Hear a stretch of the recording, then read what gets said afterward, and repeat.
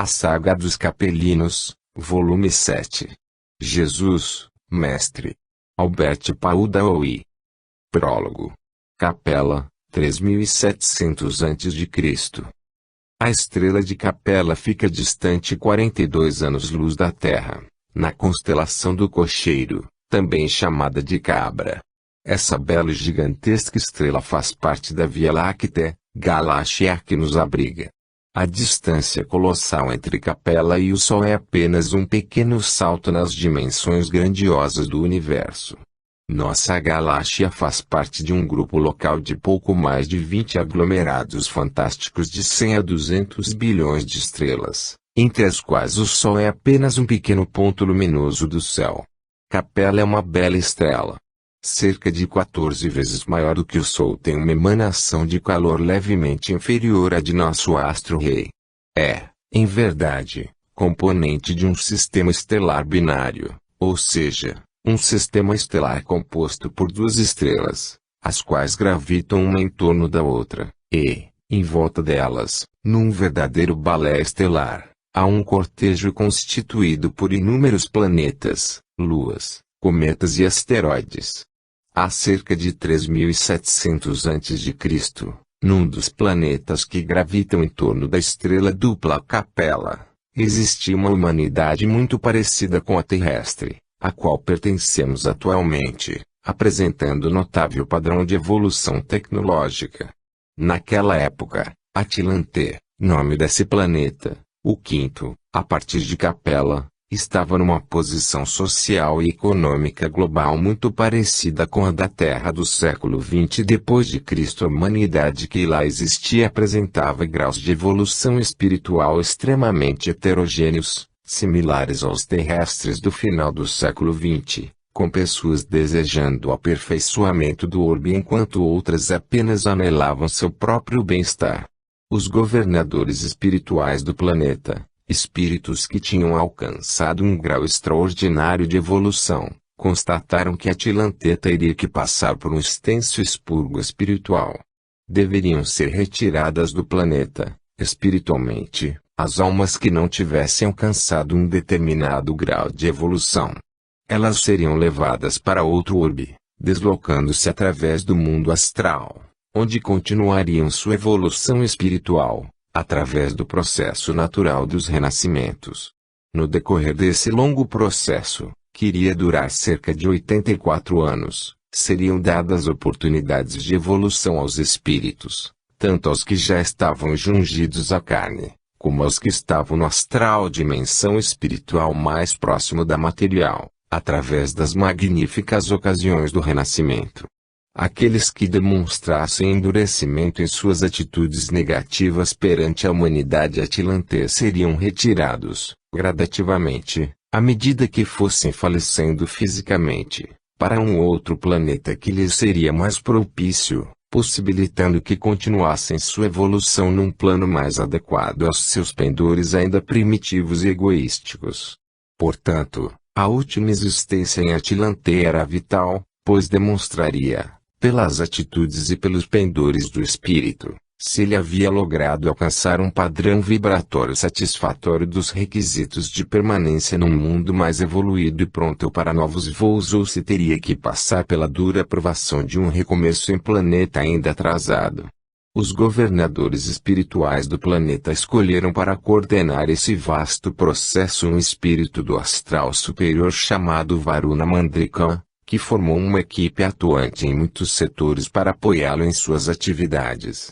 Um planejamento detalhado foi encetado de tal forma que pudesse abranger de maneira correta todos os aspectos envolvidos nesse grave cometimento. Diversas visitas ao planeta que abrigaria parte da humanidade de Atlante foram feitas, e, em conjunto com os administradores espirituais desse mundo, o expurgo foi adequadamente preparado. Atlante era um planeta com mais de 6 bilhões de habitantes e, além dos que estavam ali renascidos, existiam mais alguns bilhões de almas em estado de erraticidade. O grande expurgo abrangeria todos, tanto os renascidos como os que se demoravam no astral inferior, especialmente os mergulhados nas mais densas trevas. Faziam também parte dos passíveis de degredo os espíritos profundamente desajustados, além dos assassinos enlouquecidos, dos suicidas, dos corruptos, dos depravados e de uma corja imensa de elementos perniciosos. Varuna, espírito nobilíssimo, que fora político e banqueiro em sua última existência carnal, destacara-se por méritos próprios em todas as suas atividades profissionais e pessoais, sendo correto, justo e íntegro. Adquirira tamanho peso moral na vida política do planeta que era respeitado por todos, inclusive por seus inimigos políticos e adversários em geral. Esse belo ser, forjado no cadinho das experiências da vida, fora brutalmente assassinado por ordem de um déspota que se apossara do Império Uruquian, um dos maiores daquele mundo. Atlante era um planeta muito maior do que a Terra e apresentava algumas características bem diferentes das do nosso lar atual. Sua gravidade era bem menor e sua humanidade não era mamífera, e sim, oriunda dos grandes répteis, que predominaram na pré-história Atlante. A atmosfera de Atlante era bem mais dulcificante do que a agreste e cambiante atmosfera terrestre.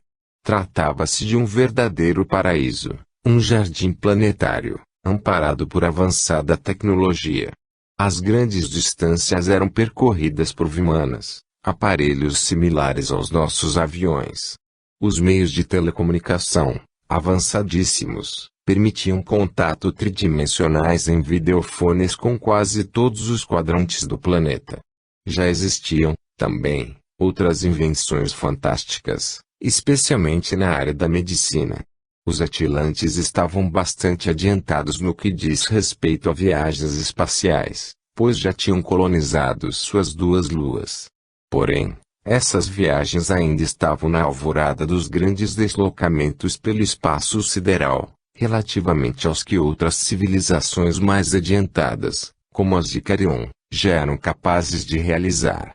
Carion era um planeta do outro lado da Via Láctea, de onde viria, através do plano espiritual, uma leva de grandes obreiros que muito ajudariam Varuna em sua árdua missão. Contudo, a evolução moral dos atlantes muito deixava a desejar. Apresentavam as deficiências comuns às da humanidade de categoria média, nas quais se enquadram os seres humanos que superaram as fases preliminares da jornada evolutiva, sem terem alcançado, não obstante, as luzes da fraternidade plena. Havia basicamente 4 raças em Atlante: os azuis, os verdes, os púrpuras e os cinzas. Os azuis e verdes eram profundamente racistas, não tolerando miscigenação entre eles, acreditando que os cinzas eram de origem inferior, podendo ser utilizados da forma como desejassem. Naquela época, a escravidão já não existia, mas uma forma hedionda de servilismo econômico persistia entre as nações.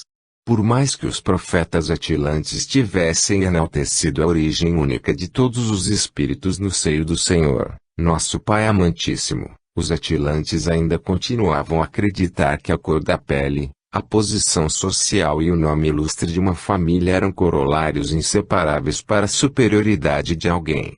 Varuna fora o responsável direto pela criação da Confederação Norte-Ocidental, que veio gerar novas formas de relacionamento entre os países membros e as demais nações daquele globo. A cultura longamente enraizada, originária dos Condalinos, raça espiritual que serviu de base para o progresso de Atlante, tinha influência decisiva sobre todos.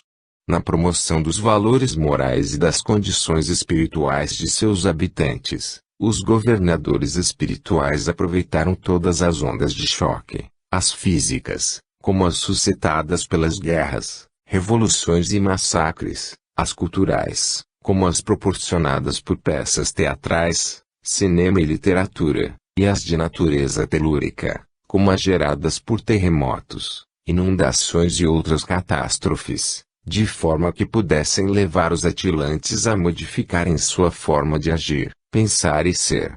Aqueles cujo próprio martírio e testemunho do sofrimento alheio não foram suficientes para se renderem ao imperativo de profunda modificação interior foram deportados para um distante planeta azul, o qual os administradores espirituais daquele jardim, ainda selvático, chamavam de terra. Esse processo, que envolveu quase 40 milhões de espíritos, trazidos como degradados para a Terra por volta de 3700 a.C., foi coordenado por Varuna Mandrakan e sua equipe multissetorial. Os principais elementos de seu grupo foram Uriel, uma médica especializada em psiquiatria, a segunda em comando nesse cometimento, Gebrandon, uma alma pura, que atingira a maioridade espiritual em outro planeta e viera ajudar o degredo em Atlante, e Vatragan, chefe dos guardiões astrais que, em grande números, vieram ajudar Varuna a trazer os degredados. Além desses personagens, participaram do processo Radziel, Sandalpon, Sraos e sua mulher Mkara, espíritos que muito ajudariam os degredados, e a belíssima figura de Lakshmi, espírito do mundo mental de Carion, que, mais tarde, rebatizada como Panwil, seria o espírito feminino mais importante para a evolução da Terra e que coordenaria vastas falanges de obreiros, em permanente labuta para a consecução dos desígnios dos administradores espirituais. Os capelinos foram trazidos em levas que variavam de 20.000 a pouco mais de 200.000 almas. Sob a direção segura e amorosa dos administradores espirituais, vinham em grandes transportadores astrais, que venciam facilmente as grandes distâncias siderais e que eram comandados por espíritos especializados em sua condução. A Terra, naquele tempo, era ocupada por uma pleiade de espíritos primitivos, os quais serão sempre denominados terrestres nestes escritos, para diferenciá-los dos capelinos que vieram degradados para cá, a fim de evoluírem e fazerem com que outros evoluíssem. Uma das funções dos capelinos, aqui na Terra, era de aceleradores evolutivos, especialmente no terreno social e técnico. Embora fossem escória de Atlante, eram mais adiantados do que os terrestres no que dizia respeito a níveis de inteligência, aptidão social e, naturalmente, sagacidade. Os terrestres, ainda muito embrutecidos, ingênuos e apegados a rituais tradicionais, pouco ou nada criavam de novo. Cada geração se apegava ao que anterior lhe ensinara, atitude muito similar à que vemos demorar-se os nossos silvícolas, que estagiam comodamente no mesmo modo de vida há milhares de anos. Havia entre os exilados um grupo de espíritos que, em Atlante, se intitulavam de alambaques, ou seja, dragões. Esses espíritos, muitos deles brilhantes de sagaz inteligência, eram vítimas de sua própria atitude negativa perante a existência, preferindo serem críticos atores da vida. Muitos deles se julgavam injustiçados quando em vida e, por causa desses fatos, aferravam-se em atitudes demoníacas perante os maiores. Esses alambaques tinham desenvolvido uma sociedade de desregramentos e abusos, sendo utilizados pela justiça divina como elementos conscientizadores dos seres que cometiam atos de caliginosa vilania. Essa Súcia era, todavia, filha do Altíssimo e, ainda que passível de deportação, deveria ser artífice do exílio. Como dominava vastas legiões de espíritos embrutecidos na prática do mal, era mais fácil comandá-la do que aos guardiões do astral inferior, que não existiam em número suficiente para uma expedição expiatória dessa envergadura.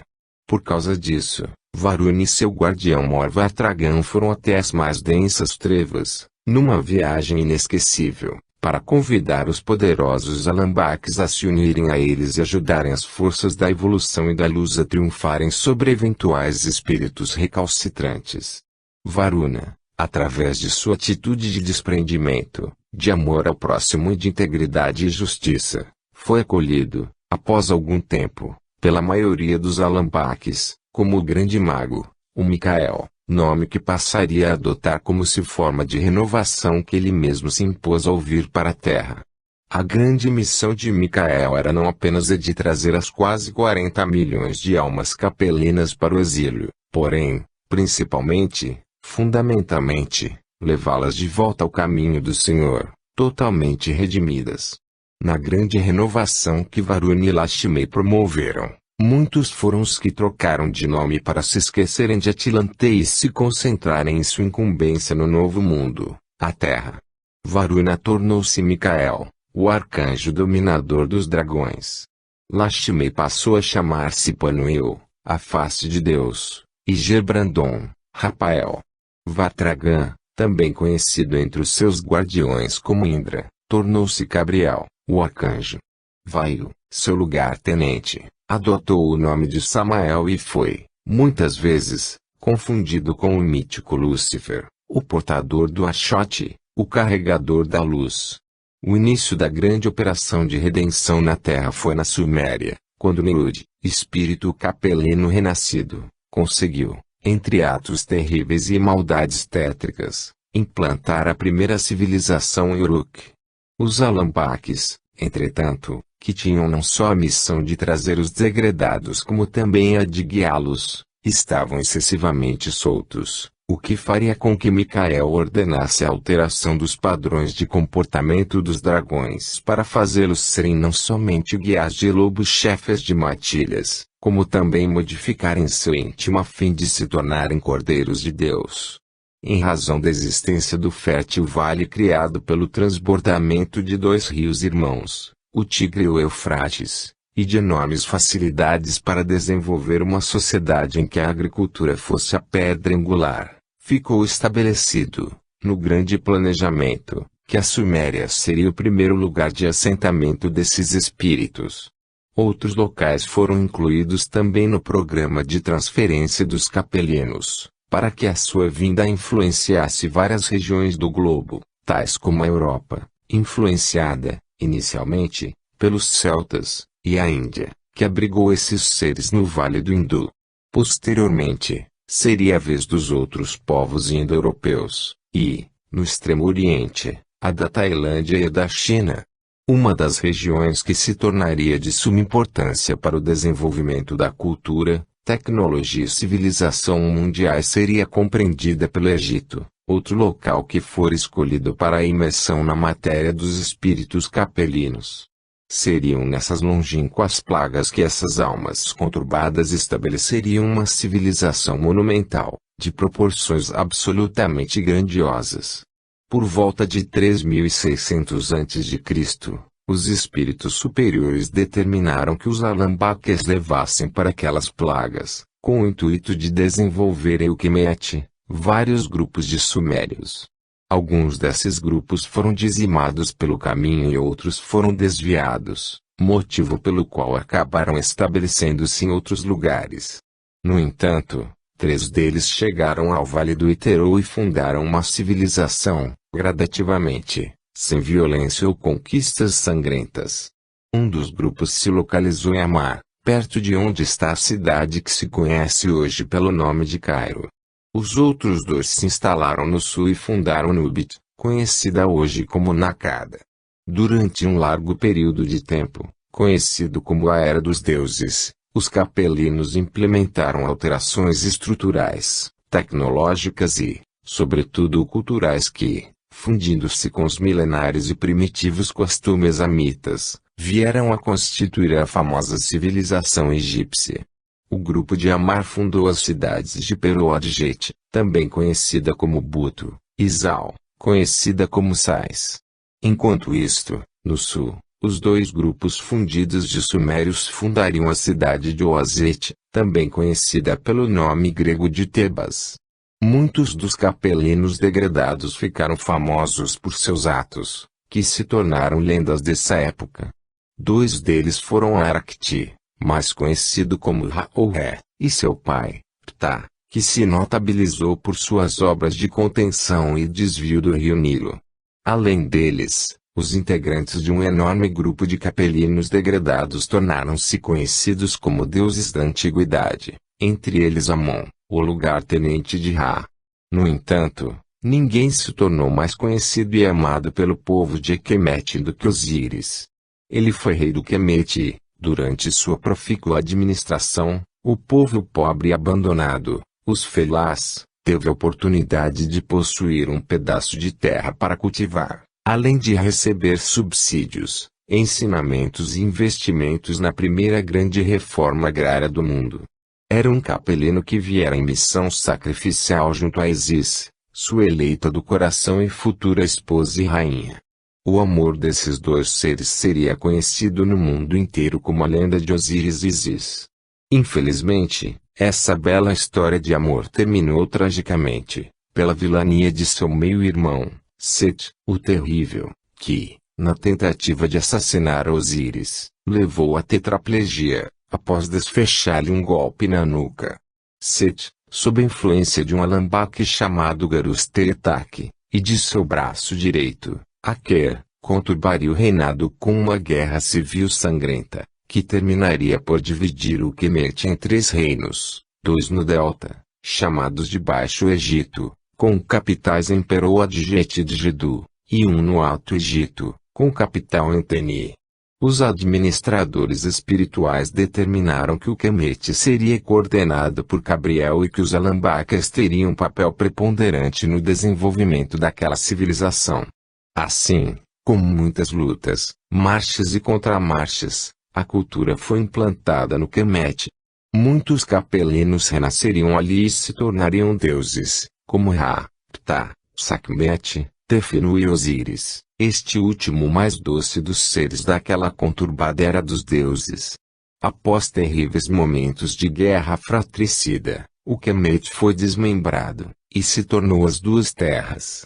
Seria preciso que aparecessem heróis truculentos como Zeqen, o rei escorpião, e Narmer, seu filho e sucessor, para unificarem novamente aquilo que, Tajupartak, ex-Alambaque, na existência de Onira. Aventuras repletas de guerras, combates, traições e ardis, finalmente, levaram à união do Kemet, o Egito, numa grande nação de monumentos tão portentosos que nem o tempo foi capaz de apagar. Os espíritos superiores tinham, entretanto, outros planos para implementarem a civilização na Terra, e seria por meio de grandes migrações que isso seria feito. Mesmo depois de 2000 anos do degredo dos capelinos no planeta Terra, a civilização ainda estava estagnada. Esta havia dado um salto inicial, mas, após certo tempo, tornara-se novamente imobilista. Os administradores espirituais iniciaram, então, uma série de movimentos migratórios na Terra, com o intuito de mesclarem povos, raças e, sobretudo, culturas e tecnologias.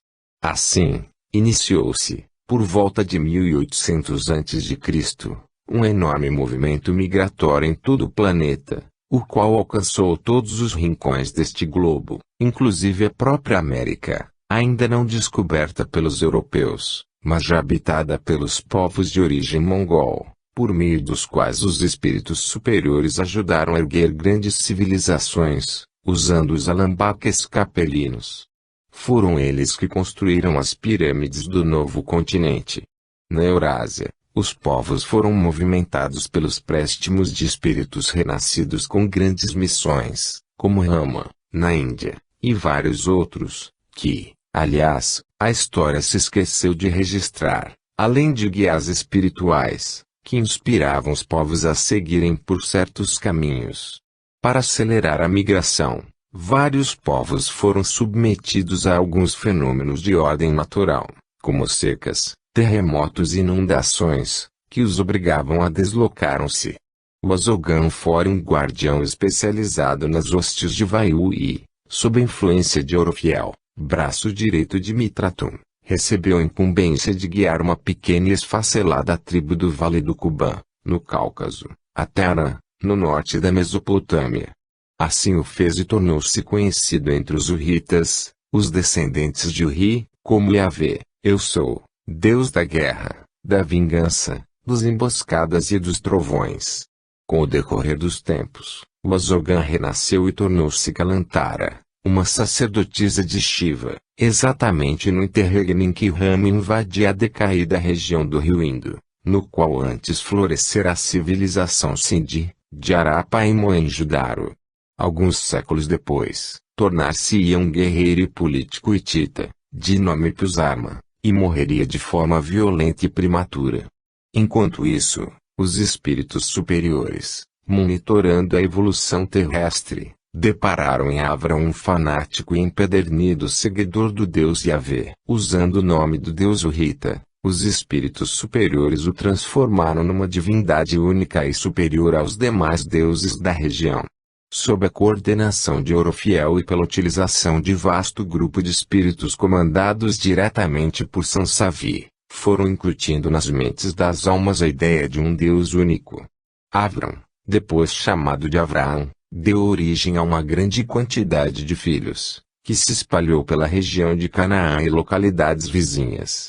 Itsak, seu filho, deu origem a gêmeos, Esaú e Jacob, e este último teve 12 filhos que, junto com os Ixos, foram para o Quemete, Egito. Jacob mudaria seu nome para Israel, aquele que luta com Deus, e um dos seus filhos, Yosep, notabilizou-se como Tsafenat-Paneach, foi Tati primeiro-ministro, do faraó Ixuquian, e ajudou a debelar uma terrível seca que assolou a região. A tribo de Israel, entretanto, cometeu um grave crime ao matar os indefesos habitantes de Siquim e, com isto, perdeu o apoio direto de Sansavi, que recebeu ordens de Orofiel de abandoná-los ao seu próprio destino. Passariam a ser acompanhados de guias mentores normais, e não mais de um grupo tão especializado como aquele que fora comandado por Sansavi. Tendo ido para o Quemete, os descendentes de Israel formaram uma grande tribo, que ficou conhecida na história como os Hebreus. Os administradores terrestres voltaram a movimentar as forças espirituais e, assim, Amose, neto do faraó Ramsés II, tornou-se Moshe, o grande libertador do povo hebreu, o qual o conduziu para o deserto do Sinai, onde, naquelas longínquas plagas, moldou, como num cadinho ardente, um novo povo. Esse vasto processo foi coordenado por Orofiel, o belo arcanjo de Mitratum, que assumiu a operação astral desse êxodo. Após a morte de Moshe, seu sucessor, Yosea Ben-Nun, mais conhecido entre nós como Josué, deu continuidade ao processo de conquista de Canaã, e para isso foram necessários muitos anos de guerras e cruentas dominações a fim de que seu povo prevalecesse naquele pedaço de terra. 600 anos se haviam passado desde então e era chegado o tempo das novas e grandes mudanças, e os espíritos novamente se reuniram para determinarem mais algumas ações em prol da humanidade. Um pouco antes do renascimento do Divino Mensageiro, a Mesoamérica e outros lugares ainda primitivos começaram a receber grandes quantidades de espíritos capelinos e terrestres ainda endurecidos na senda da perversão e do ódio. Eles renasceriam em situação terrível, e iniciaram uma civilização que construiria grandes pirâmides e cidades monumentais. Seria uma civilização cruel, que mataria dezenas de pessoas, ao mesmo tempo, em rituais sangrentos, para louvar estranhos e perturbadores deuses. Os espíritos superiores estavam fazendo um expurgo parcial, especialmente na região oriental. Os elementos mais perigosos e ainda atrasados eram enviados para estes locais para sofrerem um processo mais violento de remissão. Os povos mais belicosos, como os assírios, estavam sendo expurgados para a Mesoamérica, e muitos deles haviam renascido na Judéia, obtendo, com isto, uma oportunidade única de aprimoramento. Muitos saberiam aproveitar os ensinamentos do doce mensageiro, mas outros teriam que aprender os caminhos do bem através de sofrimentos terríveis em distantes plagas, o que viria a acentuar ainda mais os traumas de seu exílio primordial quando foram trazidos degredados de Atlante. Os espíritos superiores planejaram a vinda de um excelso mensageiro, que nasceu em Beit Lechem, sendo filho de Yosep Ben Matan e Miriam Bat Yoachim. No momento do parto, o casal foi surpreendido com o nascimento de gêmeos idênticos, que foram chamados de Yesua e Eldá. A família de Yesua foi perseguida por Herodes o Grande, rei da Judéia, e teve que se esconder em Alexandria. Naquele lugar, eles participaram ativamente da comunidade dos terapeutas. Esse grupo de judeus alexandrinos era muito similar aos essênios, com ensinamentos e rituais muito parecidos. No entanto, eles haviam sido influenciados pelos neopitagóricos e acreditavam na reencarnação como um processo de aprimoramento e transformação de potência em ato. Esta doutrina não acreditava que os espíritos pudessem renascer entre animais e vegetais, como era a doutrina da metempsicose, cultuada pelos gregos e indianos, mas tinham como pedra angular que o espírito sempre progride, mesmo quando comete os piores desatinos, pois todo o mal é transformado em bem num processo multissecular de aprendizado. Tal doutrina era restrita aos iniciados do último grau, pois, pela sua complexidade, afastava os menos aptos, assim como a plebe ignorante. Era, pois, uma doutrina esotérica de elevado teor, de que tanto Yeshua como Ida tomaram conhecimento. Yeshua assim como Ida estudaram, em classes organizadas, a história, a geografia, a economia, a filosofia, além de aprenderem o aramaico, o copta, o hebraico antigo e o grego. Yeshua foi guindado a classes mais avançadas devido à sua precocidade, mas Judá não ficava atrás, mesmo sendo ofuscado pela brilhância de seu gêmeo. O relacionamento entre os irmãos era o melhor possível, sendo que, com o decorrer dos anos, podia-se notar uma extraordinária simbiose psíquica entre os dois. Ida também era excepcionalmente dotado, mas não aparecia tanto quanto Yeshua.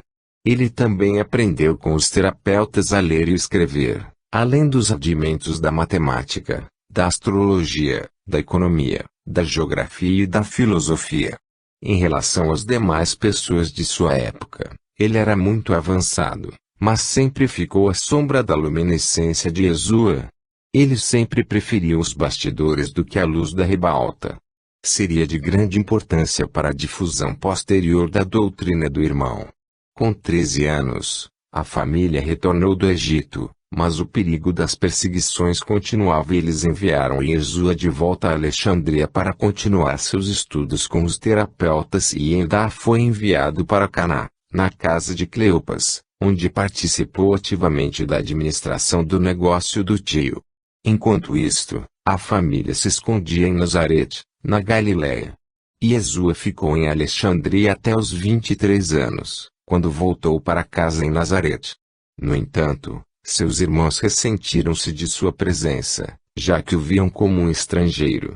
Deste modo, sob o patrocínio paterno, Yeshua afastou-se novamente, indo morar com Iosepe de Arimateia, seu tio por afinidade. Ele foi levado até a Partia, antiga Pérsia, onde reencontrou Baltazar e Melchior, dois dos 3 magos que o haviam ajudado a ir para Alexandria quando da perseguição de Herodes. Lá Yeshua curou o rei Espalirizes, ganhando fama, e abrindo as portas das torres de silêncio, em Pazagadai, onde Melchior era sumo sacerdote. Durante alguns anos, ele viajou pela Partia onde praticou curas e tornou seu cognome de Issa, pois assim ele era conhecido, um grande mito. Sob o patrocínio de Melchior, ele foi enviado até Taxazila, onde reencontrou o 3º mago que o visitara quando ainda infante, chamado de Vindaparna, mais tarde conhecido como Gaspar.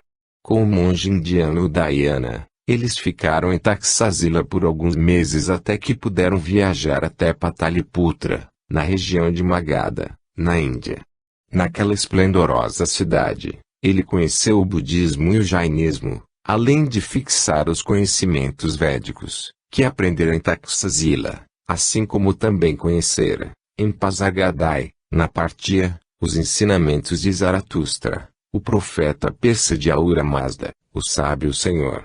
Naquela localidade, ele fez muitas curas e tornou seu nome Issa célebre, mas acabou partindo, devido a perseguições religiosas. Retornando a Nazarete, descobriu que seu pai morrera e que Ioxanã, seu primo, era o novo Messias de Israel. Ficou pouco tempo em casa e partiu para as margens do Jordão, onde se uniu ao grupo do famoso Batista. Tornou-se um discípulo de Ioxanã, tendo feito grandes curas e reunido um grupo de parentes, que viam nele um homem de estofo superior ao próprio Batista. Viajou pelo interior, batizando como fazia seu primo, e com isto granjeou inimigos entre os discípulos do profeta do Jordão. Foi batizado por Ioxanã, a seu pedido, e no momento do batizado, ambos tiveram uma revelação surpreendente, a de que Jesus era o esperado Messias. Ele, após o batizado, retira-se do grupo, retorna a Nazaré, sempre acompanhado de seu gêmeo Yehudá, apelidado de Talma, e, após uma longa semana de meditação, planeja sua missão em detalhes, e decide partir para Cafarnaum para iniciar o seu apostolado. Capítulo 1. Era o fim da primavera do ano 27 depois de Cristo. Jesus e Talma partiram juntos de Nazaré em direção a Cafarnaum, quando o sol não havia nascido, para cobrir os 34 quilômetros em um único dia de marcha forçada. E Jesus pediu a Talma que fosse até Enum, no acampamento de Ioxanã, e convidasse Jacob e Tade, filhos de Cleopas, a se encontrarem com ele em Cafarnaum. Talma, um homem prático, havia conversado com a mãe, antes da partida, e através dela conseguiu uma razoável quantia de dinheiro para que não dependessem apenas da boa vontade de parentes. Enquanto isto, Jesus iria direto para aquela cidade a fim de preparar lugar adequado para eles. Talma deixou a companhia de Jesus após 2 horas de andanças e desviou-se para o leste em direção a Enum. E Jesus prosseguiu seu caminho a marcha rápida, chegando ao anoitecer, e indo à procura imediata de Shimon. Informaram-lhe que devia estar chegando da pesca. Era possível encontrá-lo perto do embarcadouro, e lhe mostraram o caminho. E Jesus viu o homem Zarrão e seu irmão acabando de chegar, arrastando o bote para a terra firme. A pesca parecia ter sido fraca pela expressão desanimada de Shimon. E Jesus aproximou-se e cumprimentou-os. André foi o primeiro a reconhecê-lo na penumbra que caíra no início da noite. Que prazer em revê-lo, Rabi. Shalom Aleichem. Shimon olhou por cima do ombro. Reconheceu Jesus, e, largando tudo, cobriu a pequena distância que os separava, e o abraçou com lágrimas nos olhos. Ele estava tão emocionado que quase não podia falar nada, apenas balbuciava, repetindo a palavra Yeshua várias vezes. Nunca Yeshua virá nada parecido. O homem estava tomado de tão viva emoção que chegava a tremer. E Yeshua, com um enorme sorriso estampado no rosto, respondeu ao cumprimento, deu-lhe um vigoroso amplexo e beijou-lhe as faces. Aleichem Shalom. Shimon, mais calmo e senhor de si, perguntou a Yeshua. Rabi, você chegou agora. Veio de onde? Deve estar cansado. Deixe-me levá-lo para minha casa. E Yeshua continuou sorrindo e colocou a mão no ombro do primo por afinidade, tentando acalmá-lo. Ele falava sem parar e não lhe dava tempo de responder às suas perguntas feitas em catadupas. André estava radiante com a visita do mestre e tentou acalmar o irmão. Devagar, Shimon. Você não está deixando o mestre falar. Shimon, dando-se conta de que realmente estava assoberbando Yeshua com palavras, bateu de leve na testa e exclamou, como sou estúpido. Falo sem parar como uma lavadeira. Mas, mestre, o senhor deve estar cansado e vou levá-lo até minha casa. Ótimo, com a condição de você dispensar este formalismo. Chamem-me de Yeshua. Certo, mestre, eu lhe chamarei de Yeshua. Shimon era um homem torrão e Yeshua gostava de seu jeito rude, cordial e sincero. O barco não estava totalmente atracado e, juntos, puxaram a embarcação para a terra firme, e tiraram os poucos peixes numa sacola. Yeshua observou os demais barcos chegando e os pescadores entregaram a pesca do dia para um homem de feições patibulares que os aguardava impassível. Após o término da tarefa de puxar o barco, André andou junto com eles até chegarem à casa de Shimon, enquanto ele prosseguiu para sua própria casa, que ficava próxima. No caminho, André e Shimon ouviram Yeshua falar rapidamente de sua viagem entre Nazaré e Cafarnaum, e das belezas da paisagem. Yeshua aproveitou para comentar que achara Cafarnaum um local agradável de rara beleza por estar às margens do mar da Galileia. A residência de Shimon era bastante espaçosa e ele apresentou a Yeshua 4 filhos e uma mulher, ainda na flor da idade. A esposa o recebeu com extrema cordialidade. Ela era uma mulher de feições tranquilas, que comandava sua casa com dignidade, tinha 2 empregadas que a secundavam em tudo. Shimon tinha pouco menos de 30 anos, e sua mulher equiparava-se com ele em idade. A mulher, Divorá, comandou gentilmente a uma das empregadas que providenciasse água para Yeshua tomar um banho. Ele o fez, trocando de roupa, e preparou-se para o jantar. O repasto não foi de todo frugal, pois Shimon não era um homem pobre. A mulher, Divorá, demonstrou grande alegria na presença de Yeshua, sobre quem ouvira o marido falar maravilhas. Yeshua serviu-se de pouco, mas Divorá insistiu e acabou lhe servindo uma porção maior, pois sabia como era cansativa a viagem através das colinas galileias.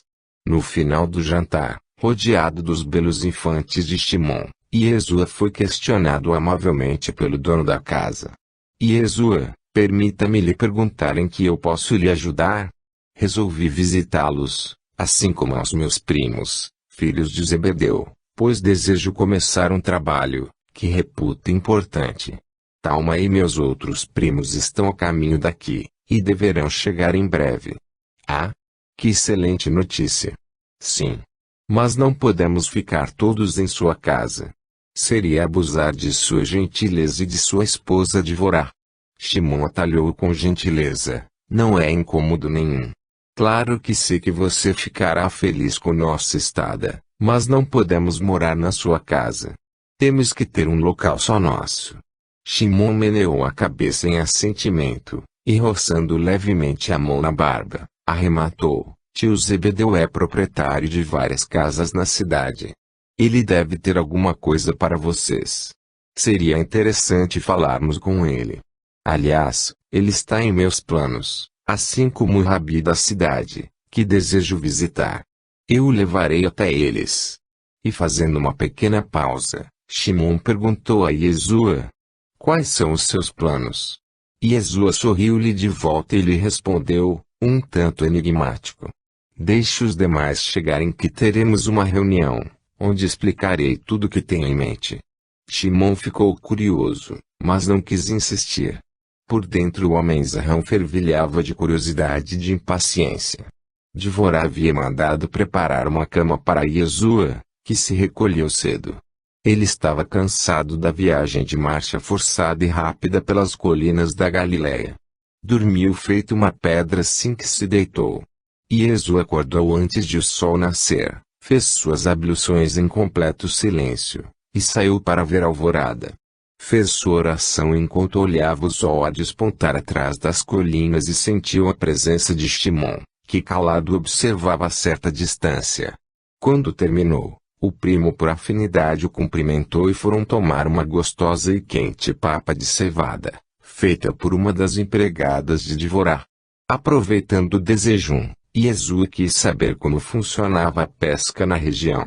Shimon não se fez de rogado e contou-lhe com riqueza de detalhes que a maioria dos pescadores arrendava um barco do senhor da região e pagava um valor fixo pela embarcação, fazia todos os consertos para manter o barco à tona, comprava as redes, consertava-a quando preciso, e, finalmente, dividia a pesca entre eles e o dono do barco.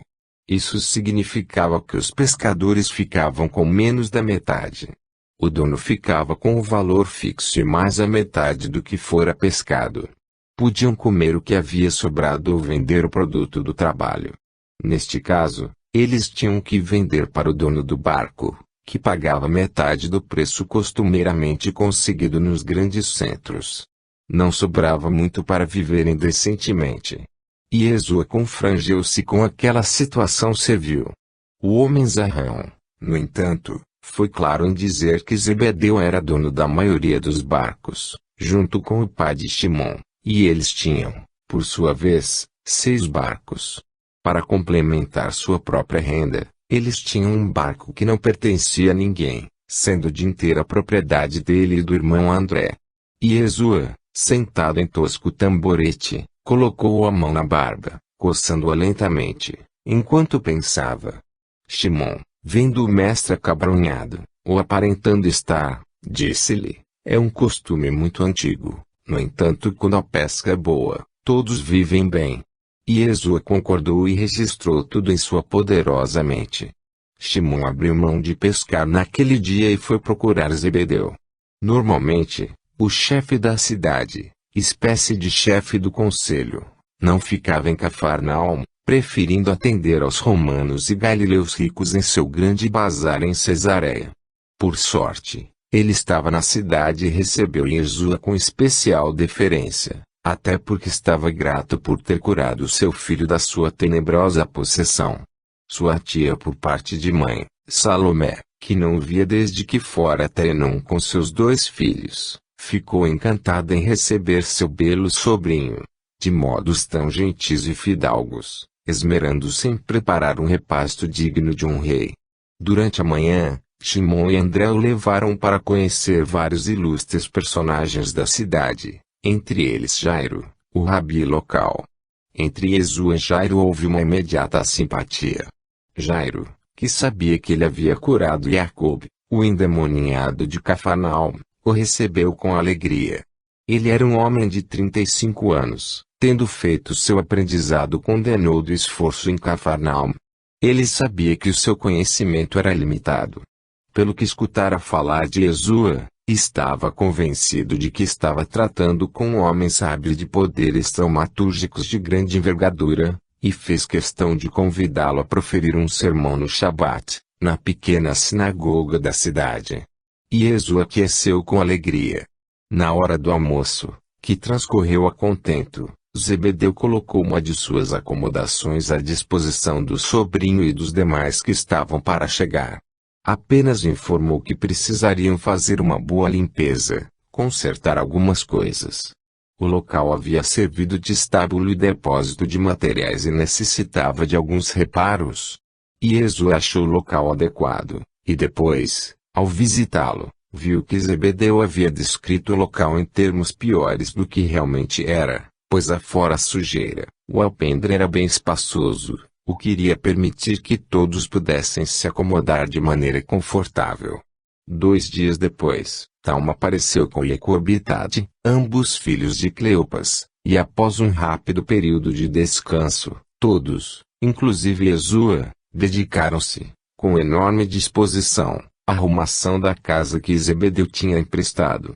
Fizeram uma limpeza em regra, dividiram-na para oferecer certas facilidades, repararam o telhado que aparentava estar velho, com goteiras e lugares enfraquecidos pelo tempo, e depois de 3 dias de labuta, o grupo tinha uma residência, e mais do que isso, um local de reunião agradável e aconchegante. Assim que conseguiram estabelecer-se no alpendre transformado em casa, Yeshua convidou Zebedeu, Shimon e André para um agradável repasto em sua nova residência. Marcaram para o Shabat, após a reunião da sinagoga, à noite. Yeshua pretendia, além de oferecer um jantar aos amigos, expor também seu plano. Um verdadeiro líder deve ser transparente aos seus comandados, pois só assim ele consegue mobilizar todos para um objetivo comum. Para tanto, Yeshua pretendia revelar, com riqueza de detalhes, o que desejava fazer, e obter a aquiescência tácita dos seus amigos. Este consentimento se torna importante para mobilizar um grupo para a consecução de objetivos bem definidos, e impede que os esforços sejam diluídos em ações infrutíferas. No Shabat todos os homens iam à sinagoga e, naquele dia, Zebedeu compareceu, ficando em posição de destaque. Jacob estivera febril durante a noite, tendo tido pesadelos, calafrios, e balbuciado durante o sono. Ele estava ao lado do pai e do irmão, na primeira fila, enquanto o rabi no local lia trechos da Torá e fazia sua interpretação correta, mas sem a chama da inspiração. Jairo convidou Yeshua a subir no púlpito e ler um trecho da lei. Yeshua adiantou-se abrindo, quase por acaso, os vários rolos que ali estavam, deparou-se com um belo trecho, que falava do reconhecimento de um Deus compassivo. Leu com voz segura, alta e grave, após ter coberto a cabeça com o talit, véu. Suas palavras melodiosas e graves ecoaram até o fundo da sala, onde estavam as mulheres e as crianças. Eu vos louvarei de todo o coração, Senhor, porque ouviste as minhas palavras. Na presença dos anjos eu vos cantarei. Ante vosso santo templo prostrar-me-ei, e louvarei o vosso nome, pela vossa bondade e fidelidade. Porque acima de todas as coisas, exaltastes o vosso nome e a vossa promessa, quando vos invoquei, vós me respondestes, fizestes crescer a força de minha alma. Hão de vos louvar, Senhor, todos os reis da terra, ao ouvirem as palavras de vossa boca. E celebrarão os desígnios do Senhor, verdadeiramente, grande é a glória do Senhor. Sim, excelso é o Senhor, mas olha os pequeninos, enquanto que seu olhar perscruta os soberbos.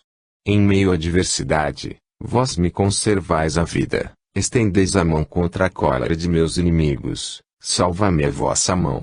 O Senhor completará o que em meu auxílio começou. Senhor, eterna é a vossa bondade, não abandoneis a obra de vossas mãos. Salmo 137, e Jesua, verdadeiramente tomado pela emoção de falar de um Deus compassivo e cheio de excelsas bondades, principiou por exaltar a figura de um Deus Pai, um ser que não abandona a sua criatura. Acreditar num Deus distante, vingativo e discricionário era uma concepção tipicamente capelina de quem tinha sofrido com o exílio, crendo-se abandonado. Jesua falava de um Deus de bondade quando os presentes só haviam ouvido falar de uma divindade zangada, capaz de vinganças sangrentas, de mortes aos milhares e de uma discriminação com aqueles que ele não amava. As pessoas não conheciam as Escrituras na sua totalidade, preferindo as passagens que exaltavam o povo escolhido, e que eram por natureza, as mais sangrentas, aquelas em que Deus aparecia como Yahvé, um vitorioso Senhor dos exércitos.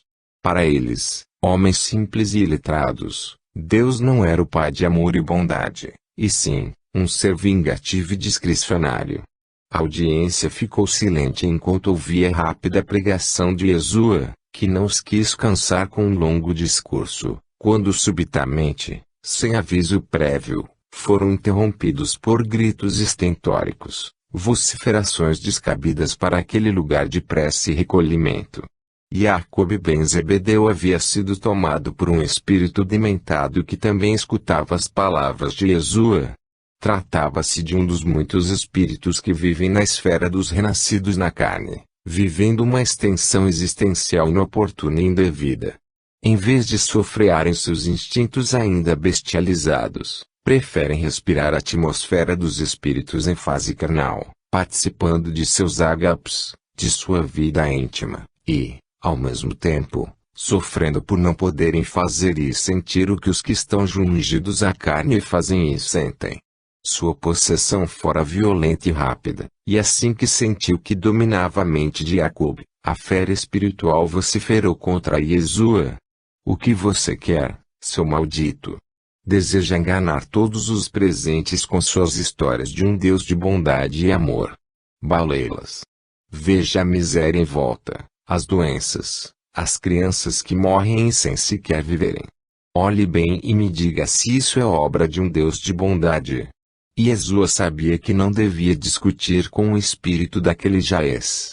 Ficariam trocando palavras e não chegariam a nenhuma conclusão. Jesua ampliou sua visão e viu que o obsessor era um espírito vulgar, não oferecendo maior periculosidade aos presentes e nem a Jacob, o qual ainda dominava. Naquele instante, viu quando dois guardiões astrais se aproximavam do infeliz. Jesua levantou a destra e com uma ordem dada num tom imperativo, mas calmo, falou: silêncio. Deixe este rapaz e não importune mais. Retire-se deste ambiente de preces e meditação.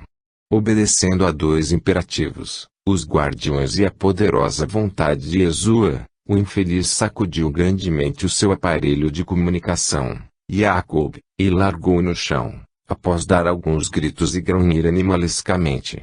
As pessoas que estavam no local ficaram estupefatas com tudo aquilo. Zebedeu, que sentia enorme vergonha pelos atos aparentemente treslocados do filho, sentiu um alívio indescritível quando o espírito, obedecendo a Iesua, abandonou o corpo do seu filho. O restante do serviço, que terminou logo depois, foi tumultuado pelo vozerio dos presentes. Quem era este homem que comandava os demônios? Expulsava-os com que autoridade? O mais importante da locução de Iesua, a bondade de Deus ficara esquecida. O futuro lembraria o endemoninhado de Cafarnaum, mas nunca as palavras vibrantes de Iesua, louvando a bondade divina. Na saída da sinagoga, Zebedeu abordou o doce mestre, perguntando-lhe o que acontecera com seu filho. Iesua explicou-lhe com todo o cuidado, para fazê-lo entender o processo de que Jacob era cometido. Jacob é um instrumento de poderosa comunicação com o mundo espiritual. Ele capta as mensagens que os espíritos desejam transmitir, através de sua mente, falando-as com a maior nitidez possível. Ele é um profeta e precisa apenas aprender a dominar essa técnica para se tornar um dos grandes de nossa terra. Eu não desejo vê-lo profeta, Rav Iesua. Sim, eu entendo sua preocupação. No entanto, essa é a vontade de Deus. Ele tem duas opções.